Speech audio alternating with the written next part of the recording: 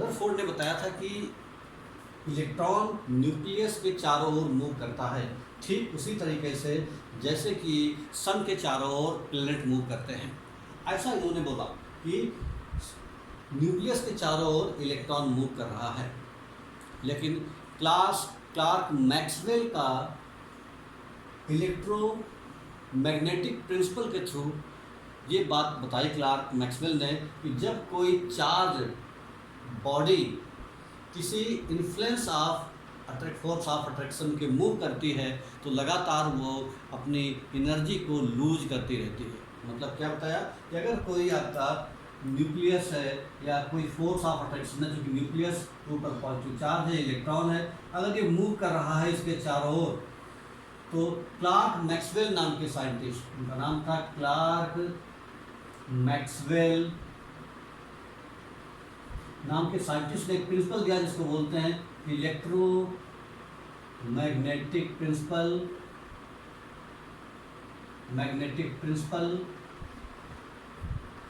ये electromagnetic principal ये कहता था कि जब कोई चार्ज बॉडी किसी फोर्स ऑफ अट्रैक्शन के इन्फ्लुएंस में मूव करती है तो ये जो चार्ज बॉडी है ये हमेशा अपनी एनर्जी को लॉस करती रहती है in the form of electromagnetic radiation. तो लगातार जब एनर्जी लूज करती रहेगी तो उससे क्या होगा कि ये जो न्यूक्लियस है इसका ऑर्बिट छोटा होता जाएगा और छोटा होता जाएगा, क्योंकि एनर्जी लूज कर रहा है इलेक्ट्रॉन, इसलिए उसकी जो ऑर्बिट है छोटी होती जाएगी और छोटे छोटे अल्टीमेटली वो इलेक्ट्रॉन न्यूक्लियस में गिर जाएगा। तो ये रदरफोर्ड का मॉडल की कमी थी। रदरफोर्ड के मॉडल से ये नहीं पता लग पा रहा था कि आखिर एटम क्यों स्टेबल है। अगर इलेक्ट्रॉन न्यूक्लियस में गिर जाएगा तो फिर एटम ही स्टेबल नहीं रहेगा, यानी एटम की स्टेबिलिटी पर ही प्रश्न चिन्ह लग जाएगा। जैसा कि हम सभी जानते हैं कि सारी चीज़ें जो है वो एटम से ही मिलकर के बनी हैं। अगर एटम नहीं होगा तो फिर सारी चीज़ें कैसे दिख रही हैं हमको। इस बात का मतलब ये है कि इनके मॉडल में कुछ कमी थी। तो पहला जो इनका ड्रॉबैक था कि ये नहीं बता पाए कि आखिर एटम स्टेबल क्यों है।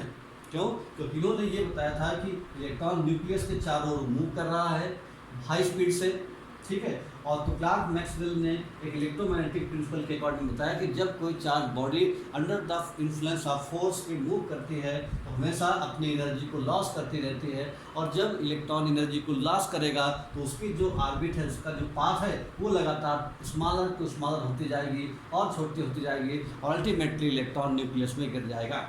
और जब इलेक्ट्रॉन न्यूक्लियस में गिर जाएगा तो एटम आखिर कैसे स्टेबल है, इस बात को रदरफोर्ड ये एक्सप्लेन नहीं कर पाए और यही इनका ड्रॉबैक्स है। तो पहला ड्रॉबैक्स क्या था कि stability of atom, stability of atom, यानी एटम स्टेबल क्यों है, इस बात का इनके पास जवाब नहीं था। दूसरा ड्रॉबैक क्या था कि अगर इलेक्ट्रॉन लगातार एनर्जी मूव कर रहा है तो इसका मतलब है कि जो एटम है उनका स्पेक्ट्रम कंटिन्यूअस होना चाहिए, जबकि हमने देखा है कि किसी भी एटम का स्पेक्ट्रम जो है लाइन स्पेक्ट्रम होता है, जिसको हम बोलते हैं डिसकंटिन्यूअस स्पेक्ट्रम। इनके हिसाब से स्पेक्ट्रम होना चाहिए कंटिन्यूअस, जबकि एक्सपेरिमेंटल ट्रूथ ये बताते हैं, एक्सपेरिमेंटल रिजल्ट्स ये बताते हैं कि जो एटम का जो स्पेक्ट्रम है वो कैसा होता है, डिसकंटिन्यूअस। तो इसका मतलब है इनके हिसाब से जो एटॉमिक स्पेक्ट्रा के बारे में इन्होंने नहीं बताया, ठीक है। Not explain atomic spectra।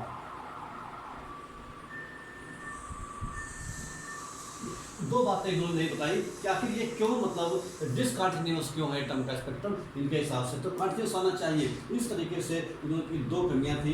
तीसरी कमी थी कि जो आपका इलेक्ट्रॉन है वो न्यूक्लियस के आसपास कैसे अरेंज है, यानी क्या उसका अरेंजमेंट ऑफ इलेक्ट्रॉन है, अरेंजमेंट ऑफ इलेक्ट्रॉन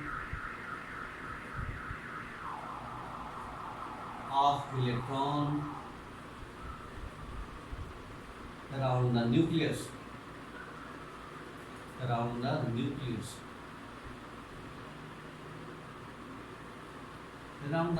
ठीक। तो ये ड्रॉबैक्स है रदरफोर्ड मॉडल के, जो कि इन कमी को पूरा करने के लिए आपका नील्स बोर नाम के साइंटिस्ट ने एक मॉडल दिया, जो कि मतलब इसके आगे की बात बताता है, इनकी मॉडल की जो कमी थी उसको दूर करता है। तो जो रदरफोर्ड मॉडल था बच्चों क्या था, पहले कमी जान लें अच्छी तरीके से। इस मॉडल की कमी ये थी कि स्टेबिलिटी ऑफ एटम आखिर क्यों स्टेबल है, इनके हिसाब से तो एटम स्टेबल ही नहीं होना चाहिए, इलेक्ट्रॉन न्यूक्लियस में गिर जाना चाहिए, यानी एटम स्टेबल नहीं होना चाहिए, जबकि एटम स्टेबल रहता है। हम सभी लोग देख रहे हैं कि एटम स्टेबल है क्योंकि सारी चीज़ें हैं पॉसिबल, ठीक है। और दूसरा है does not explain the atomic spectra, इनके रूल के हिसाब से जो एटम का स्पेक्ट्रम है वो कंटिन्यूस होना चाहिए, क्योंकि इलेक्ट्रॉन लगातार एनर्जी लूज कर रहा है, कंटिन्यूसली एनर्जी लूज कर रहा है। इसके हिसाब से जो एटम का स्पेक्ट्रम है वो भी कंटिन्यूस होना चाहिए, लेकिन एक्चुअल में एटम का स्पेक्ट्रम कैसा था, डिसकंटिन्यूस स्पेक्ट्रम, यानी हमको वहाँ पर लाइन मिल रही थी। तीसरा arrangement of electron around the nucleus, nucleus के आसपास इलेक्ट्रॉन किस तरीके से अरेंज है, इस बात की जानकारी भी इनको नहीं थी, उन्होंने इसके बारे में कुछ एक्सप्लेनेशन नहीं दिया था। इसी बात को आगे बढ़ाते हुए रदरफोर्ड ने अपना एक नया मॉडल दिया। बच्चों रदरफोर्ड का मॉडल क्या था, सॉरी नील्स बोर ने मॉडल दिया। तो नील्स बोर का क्या मॉडल था और वो मॉडल हम यहाँ पर देखेंगे। तो Bohr's model, Bohr's model, Niels Bohr नाम के साइंटिस्ट ने ये मॉडल दिया।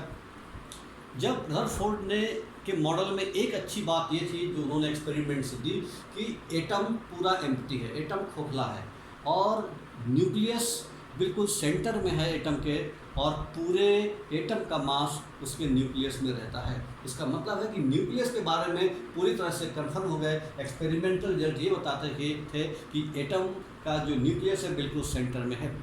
जब हमको न्यूक्लियस के बारे में पता चल गया तो हमारा कंसंट्रेशन पूरा, नील्स बोर का जो कंसंट्रेशन पूरा इलेक्ट्रॉन के अरेंजमेंट पर रहा कि इलेक्ट्रॉन आखिर किस तरह से अरेंज हैं, क्योंकि हमको रदरफोर्ड ने ये बता ही दिया था कि न्यूक्लियस बिल्कुल सेंटर में है। तो न्यूक्लियस की जब बात पता चल गई तो उन्होंने एटम के में जो न्यूक्लियस के चारों ओर इलेक्ट्रॉन हैं वो उनका क्या अरेंजमेंट है इसके बारे में पूरी तरह से अपने आप को कंसंट्रेट किया। तो उन्होंने क्या बताया, उन्होंने कुछ पॉस्टुलेट्स दी, और वो जो पॉस्टुलेट्स थी वो क्या थी, उन्होंने पहली बात तो ये बताई नील्स बोर ने कि जो इलेक्ट्रॉन है न्यूक्लियस के चारों ओर इलेक्ट्रॉन वो न्यूक्लियस के चारों ओर घूम रहा है, पहली बात ये बताया, ठीक है। और दूसरी बात ये बताई कि जो इलेक्ट्रॉन न्यूक्लियस के चारों ओर मूव कर रहा है, आप बोर पॉस्टुलेट्स में देखेंगे अपनी बुक में, तो जैसे बोर मॉडल ने बोला कि इलेक्ट्रॉन न्यूक्लियस के चारों ओर मूव कर रहा है, तो वो चारों ओर मूव कर रहा है तो वो एक डेफिनेट ऑर्बिट में मूव कर रहा है, एक डेफिनेट ऑर्बिट, यानी वो जो न्यूक्लियस है, न्यूक्लियस के चारों ओर जो ऑर्बिट है इनकी एनर्जी फिक्स है और इलेक्ट्रॉन इन्हीं फिक्स एनर्जी वाले ऑर्बिट में मूव करता है। पहली बात बताई। जबकि रदरफोर्ड ने बताया था, उन्होंने किसी ऑर्बिट के बारे में जिक्र नहीं किया था, उन्होंने कहा था इलेक्ट्रॉन ऐसे मूव कर रहा है, इस तरह से मूव कर रहा है। जबकि इन्होंने बोला कि एक वेल डिफाइंड ऑर्बिट हैं जिनकी एनर्जी फिक्स है और इलेक्ट्रॉन उन्हीं फिक्स एनर्जी वाले ऑर्बिट में मूव करता है। तो इन्होंने, इनका जो पहला पॉस्टुलेट यही था कि जो न्यूक्लियस के चारों ओर जो इलेक्ट्रॉन में मूव कर रहा है वो एक डेफिनेट एनर्जी वाली जो सेल हैं या जो ऑर्बिट हैं उसी में इलेक्ट्रॉन मूव कर रहा है, ठीक है। और इसका मतलब ये है कि यानी जो इलेक्ट्रॉन है वो आपका उसकी एनर्जी टाइम के साथ चेंज नहीं होती, यानी इलेक्ट्रॉन की एनर्जी फिक्स है, यानी इन ऑर्बिट की एनर्जी फिक्स है और इलेक्ट्रॉन इन ऑर्बिट में मूव कर रहा है, तो इसका मतलब इलेक्ट्रॉन की एनर्जी भी फिक्स हो गई। और जो इलेक्ट्रॉन की एनर्जी है, दूसरे पॉइंट में बताया कि energy of electron does not change with time, ठीक। दूसरा पॉइंट बताया एनर्जी ऑफ इलेक्ट्रॉन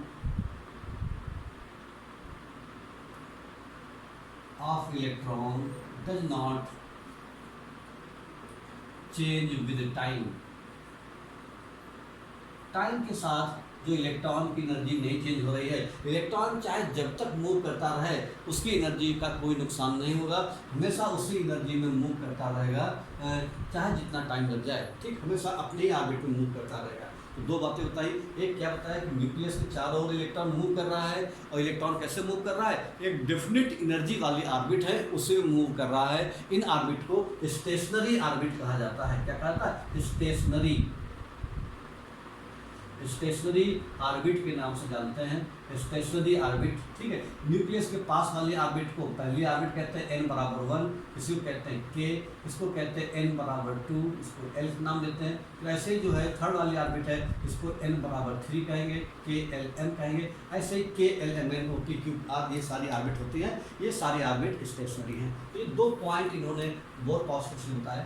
तीसरा पॉइंट ये बताया कि इलेक्ट्रॉन न्यूक्लियस के आसपास बहुत सारी ऑर्बिट होती हैं, लेकिन इलेक्ट्रॉन सब ऑर्बिट में मूव नहीं करता। इलेक्ट्रॉन केवल उसी ऑर्बिट में मूव करता है जिसका एंगुलर मोमेंटम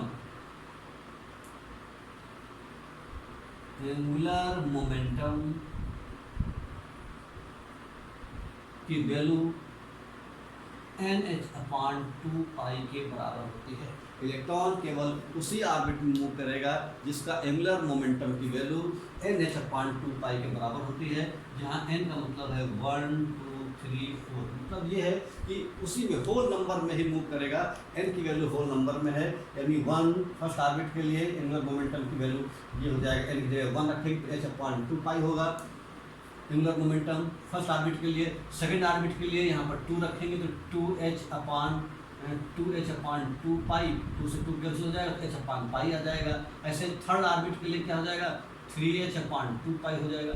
मतलब ये है कि इलेक्ट्रॉन केवल उसी ऑर्बिट में मूव करेगा जिसका एंगुलर मोमेंटम की वैल्यू h/2π nh/2π के बराबर होगी, उसी ऑर्बिट में इलेक्ट्रॉन मूव करेगा, बाकी सब ऑर्बिट में इलेक्ट्रॉन मूव नहीं करता। ये बात बताई इन्होंने एंगुलर मोमेंटम बच्चों ये शब्द आपके लिए नया होगा, फिजिक्स में आप इसके बारे में पढ़ेंगे एंगुलर मोमेंटम के बारे में, लेकिन थोड़ी सी जानकारी देते हैं। मोमेंटम शब्द आपने सुना होगा, मोमेंटम लीनियर मोमेंटम, एक एंगुलर मोमेंटम। लीनियर मोमेंटम का मतलब जो चीज़ सीधे चलती है स्ट्रेट लाइन में वो लीनियर मोमेंटम होता है। लीनियर मोमेंटम का फार्मूला क्या होता है, मोमेंटम बराबर मास इंटू वेलोसिटी, मास और वेलोसिटी का जो प्रोडक्ट है उसी को हम मोमेंटम कहते हैं। ऐसे ही जो एंगुलर मोमेंटम, जब कोई सब्सटेंस या कोई बॉडी सर्कुलर पाथ में मूव करती है तो उसके लिए एंगुलर मोमेंटम शब्द का इस्तेमाल करते हैं। और ये जो एंगुलर मोमेंटम है, ये इसकी वैल्यू, एंगुलर मोमेंटम जो है ये इसकी वैल्यू होती है mvr, ठीक। तो एंगुलर मोमेंटम की वैल्यू रहती है ये। तो एंगुलर मोमेंटम जब कोई सर्कुलर पाथ मूव करता है तो उसकी जो वैल्यू है वो हमारा, उसको बोलते हैं एंगुलर मोमेंटम। जैसे लीनियर मोमेंटम है, लीनियर मोमेंटम का मतलब होता है मास इंटू वेलोसिटी। ऐसे ही एंगुलर मोमेंटम जो है उसका मतलब होता है moment of inertia into angular velocity. यानी जो एंगुलर मोमेंटम है ये moment of inertia I into angular velocity के प्रोडक्ट के बराबर होता है एंगुलर मोमेंटम, ठीक है। और इसको अगर हम सॉल्व करेंगे तो इसकी वैल्यू रहती है, I की वैल्यू होती है mr² और इसकी वैल्यू होती है v/r, r से r कैंसिल हो गया तो ये होता है mvr, ठीक है। इस तरीके से एंगुलर मोमेंटम की ये वैल्यू रहती है। जिस हम इसके बारे में पढ़ेंगे डिटेल से। या हमने एक सिंपल बता दिया कि 2 तरह के मोमेंटम है, एक लीनियर मोमेंटम, एक एंगुलर मोमेंटम। जब कोई चीज़ लीनियर वे में मूव करती है तो उसको बोलते हैं लीनियर मोमेंटम। लीनियर मोमेंटम का फार्मूला होता है मास इंटू वेलोसिटी। जब कोई चीज़ सर्कुलर पाथ मूव करती है तो वो उसको कहते हैं एंगुलर मोमेंटम। तो जो एंगुलर मोमेंटम है उसकी वैल्यू होती है mvr। कैसे आता है, एंगुलर मोमेंटम का फार्मूला होता है moment of inertia into angular velocity. जब कोई चीज़ सर्कुलर पाथ मूव करती है तो उसको वेलोसिटी को बोलते हैं एंगुलर वेलोसिटी। जब कोई चीज़ स्ट्रेट लाइन मूव करती है उसको बोलते हैं लीनियर वेलोसिटी। तो यहाँ पर जो एंगुलर वेलोसिटी है उसका फार्मूला v/r, r से r कैंसिल mv²r। तो ये जो है आपका इस तरह से एंगुलर मोमेंटम रहता है। इन्होंने तीसरा पॉस्टुलेट दिया, उन्होंने बोला कि न्यूक्लियस के आसपास बहुत सारी ऑर्बिट होती है, लेकिन इलेक्ट्रॉन सारे ऑर्बिट में मूव नहीं करता। इलेक्ट्रॉन केवल उसी ऑर्बिट में मूव करता है जिसका एंगुलर मोमेंटम की वैल्यू nh/2π के बराबर होती है। चौथा पॉस्टुलेट उन्होंने क्या दिया, चौथा पॉस्टुलेट ये दिया कि अगर इलेक्ट्रॉन जिस ऑर्बिट में मूव कर रहा है तो पूरे ज़िंदगी भर उसी ऑर्बिट में मूव करता रहेगा जब तक कि उसको बाहर से कोई एनर्जी ना दी जाए, ठीक है। हमेशा उस जिस ऑर्बिट में इलेक्ट्रॉन मूव कर रहा है उसकी एनर्जी फिक्स होती है, उसकी एनर्जी टाइम के साथ चेंज नहीं होती। कब तक, जब तक कि उसको बाहर से कोई एनर्जी ना दी जाए। अगर कोई उसको बाहर से एनर्जी दी जाती है तो बाहर से एनर्जी दी जाएगी। जैसे मान लीजिए न्यूक्लियस है और ये आपकी ऑर्बिट है, इसकी एनर्जी E1 है अगर यहाँ पर इलेक्ट्रॉन मूव कर रहा है, इसको बाहर से कोई एनर्जी सप्लाई की जाती है, तो एनर्जी को एब्जॉर्ब करके ये अपने से हायर ऑर्बिट में पहुँच जाएगा।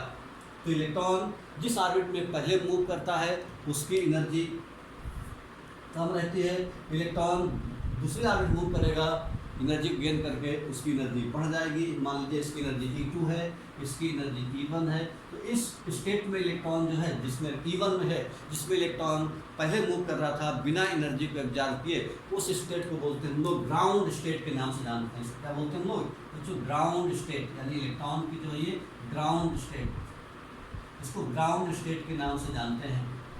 जब ये इलेक्ट्रॉन क्या करेगा, एनर्जी को एब्जॉर्ब करके अपने से हायर ऑर्बिट में जाएगा, तो उस स्टेट को बोलते हैं बच्चों एक्साइटेड स्टेट। एक्साइटेड स्टेट के नाम से जानते हैं, एक्साइटेड स्टेट के नाम से जानते हैं। तो जब हमें वैसे तो इलेक्ट्रॉन हमेशा अपनी जिस ऑर्बिट में मूव कर रहा है हमेशा उसी ऑर्बिट में मूव करता रहेगा। अगर उसको बाहर से एनर्जी दी जाए तो एनर्जी को पा करके वो अपने से हायर ऑर्बिट में पहुंच जाएगा और ये ऑर्बिट आपकी अनस्टेबल रहती है। उसके बाद उतनी एनर्जी को लूज करके ये फिर से पहले वाली ऑर्बिट में आ जाएगा। तो इस तरीके से हम क्या देखते हैं कि ये जो इलेक्ट्रॉन है ये इसकी एनर्जी E1 है और इसकी एनर्जी E2 है। तो इन दोनों की एनर्जी का जो डिफरेंस है वो कितना हो जाएगा, E2 minus E1, E2 minus E1 आ जाएगा। और इसको हम कहेंगे डेल्टा E। तो डेल्टा E बराबर जो है, डेल्टा E बराबर क्या हो जाएगा, h न्यू, और न्यू बराबर है c अपान लेमडा। तो डेल्टा E बराबर h इंटू सी अपान लेमडा। मतलब क्या होगा कि जब वो इलेक्ट्रॉन एनर्जी को गेन करके अपने से हायर ऑर्बिट में जाएगा यानी ग्राउंड स्टेट से एक्साइटेड स्टेट में जाएगा, तो एक्साइटेड स्टेट अनस्टेबल होती है, इसलिए जितनी एनर्जी उसने एब्जॉर्ब किया था उतनी एनर्जी को फिर लिबरेट कर देगा और फिर से अपने पहले वाली ऑर्बिट में मूव कर जाएगा। इसका मतलब जो ग्राउंड स्टेट है वो इसकी स्टेबल स्टेट है, उसी में लगातार मूव करता रहेगा और एनर्जी गेन करता तो अपने हायर ऑर्बिट में जाएगा और फिर हायर ऑर्बिट से जंप करके फिर से अपने पहले वाले ऑर्बिट में आ जाएगा। और जितनी एनर्जी उसने एब्जॉर्ब किया था उतनी एनर्जी को वो लूज कर देगा। और जब फिर से एनर्जी को लूज करेगा तो वो जो एनर्जी उसने लूज किया है उसका कितना वेवलेंथ है हम इस फार्मूले से निकाल सकते हैं। तो इस तरह से बोर ने जो स्टेबिलिटी ऑफ एटम की बात बताई, तो इससे इनके मॉडल से ये पता चलता है कि भाई एटम स्टेबल है, क्योंकि न्यूक्लियस के चारों ओर इलेक्ट्रॉन मूव कर रहा है और वो इलेक्ट्रॉन एक स्टेशनरी ऑर्बिट में मूव कर रहा है। जब इलेक्ट्रॉन स्टेशनरी ऑर्बिट में मूव करेगा तो उसकी एनर्जी का लॉस नहीं होगा, क्योंकि उसमें लिखा हुआ है एनर्जी टाइम के साथ चेंज नहीं होती, एनर्जी का लॉस नहीं करेगा और इलेक्ट्रॉन एटम में नहीं गिरेगा। इसका मतलब एटम अनस्टेबल नहीं होगा बल्कि एटम स्टेबल होगा। तो इस तरीके से उन्होंने ये बताया कि एटम स्टेबल क्यों है। ठीक, तो यहाँ पर जो कमी थी, पहली कमी कि इलेक्ट्रॉन न्यूक्लियस क्या नाम स्टेबिलिटी ऑफ एटम के बारे में जो प्रश्न चिन्ह लगा था रदरफोर्ड के मॉडल में, ये इन्होंने उसको बताया कि एटम स्टेबल है क्योंकि इलेक्ट्रॉन न्यूक्लियस के चारों ओर एक स्टेशनरी ऑर्बिट में मूव कर रहा है और वो इलेक्ट्रॉन अपनी एनर्जी को लॉस नहीं करता। ठीक, दूसरी बात एटॉमिक स्पेक्ट्रा के बारे में बताया था।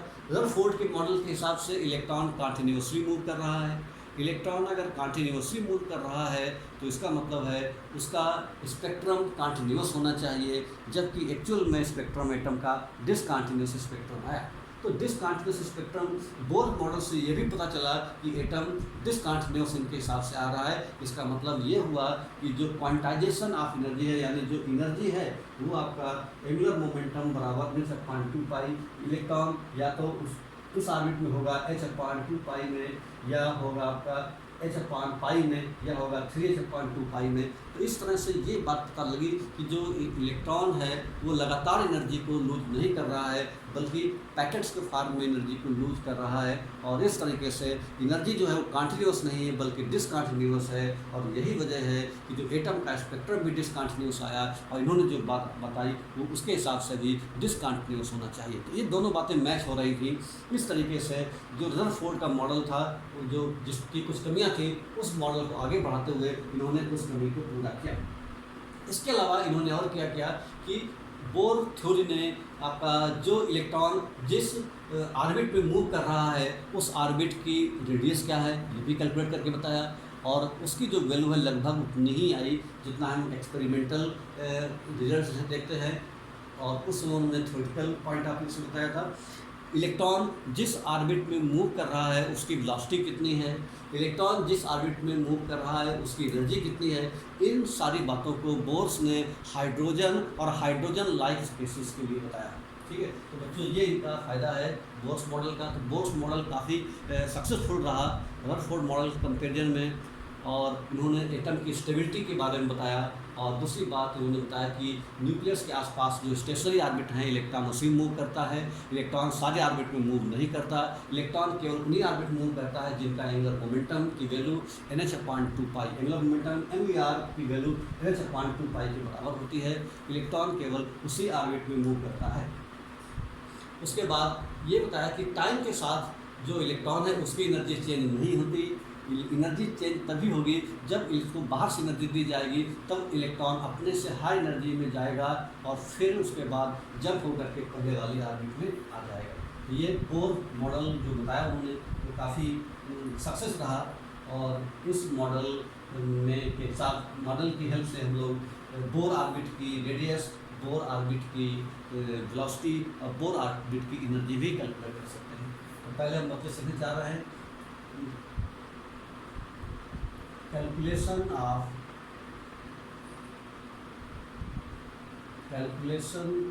Of Bohr radius, Bohr's radius. जो बोर्स के हिसाब से जो रेडियस है वो कितनी होनी चाहिए, रेडियस का क्या फार्मूला है, ये बोर्स ने कैलकुलेट करके बताया। ठीक है, किसके लिए बताया, फॉर, ये भी ध्यान रखिएगा, सबके लिए नहीं, हर एटम के लिए नहीं, केवल उसी के लिए जिसके पास केवल एक इलेक्ट्रॉन हो। इसके लिए for hydrogen and hydrogen like species के लिए, hydrogen like species, hydrogen and hydrogen like species के लिए ये बात बताई। तो कैसे बताया उन्होंने, कैसे ड्राइव किया इस फार्मूले को। उन्होंने माना कि जो न्यूक्लियस है, ये न्यूक्लियस है इस तरह से, और इलेक्ट्रॉन यहाँ पर है, ये इलेक्ट्रॉन, इसके चारों ओर ये मूव कर रहा है तरीके से, मतलब ये इलेक्ट्रॉन का मूवमेंट है, ये इलेक्ट्रॉन, ठीक है। और हमको पता है कि जो भी आपका न्यूक्लियस रहता है उसमें प्रोटॉन रहते हैं, ठीक है, और प्रोटॉन का चार्ज उतना ही रहता है जितना इलेक्ट्रॉन का चार्ज। न्यूक्लियस है, ठीक, इसके चार्ज को मान लिया J, ये इसके चारों ओर मूव कर रहा है। तो जब इलेक्ट्रॉन न्यूक्लियस के चारों ओर मूव कर रहा है तो उस समय क्या होगा, यहाँ पर दो फोर्स लगेंगे। कौन सा फोर्स, एक लगेगा फोर्स ऑफ अट्रैक्शन, ठीक है, एक लगेगा फोर्स ऑफ अट्रैक्शन,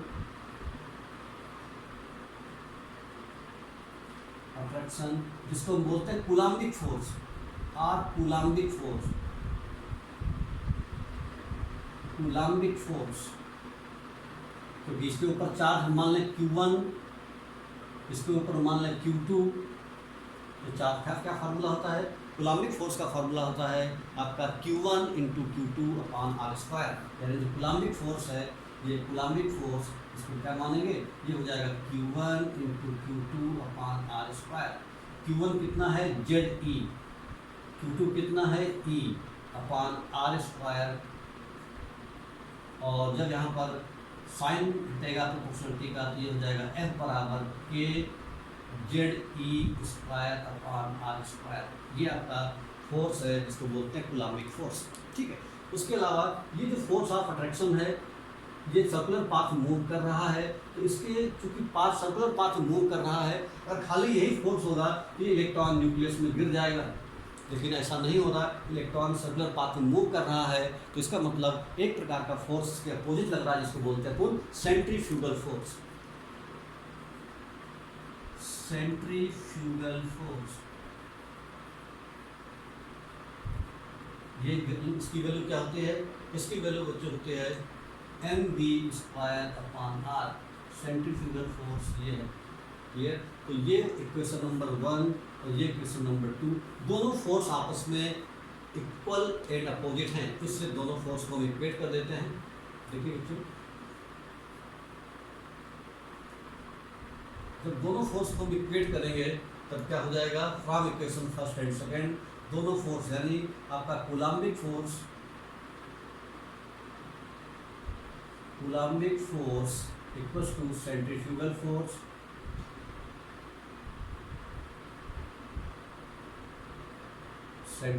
फोर्स दोनों फोर्स बराबर हैं। ये है आपका एक K Z E square upon R square, दूसरा फोर्स है M V square upon R, दोनों को हमने इक्वेट कर दिया M V square upon R दिया है। ठीक है बच्चों, तो यहाँ से आर आर कैंसिल हो जाएगा और ये बच जाएगा के Z E square upon R बराबर एम वी स्क्वायर। इसको मान लिया क्वेश्चन नंबर 3। ये यहाँ पर इसको रोक दिया। फिर उसके बाद एक बोस की जो पॉस्टुलेट्स थे, तो क्या बताया थे पॉस्टुलेट्स कि एंगुलर मोमेंटम की वैल्यू NH/2 पाई के बराबर होती है।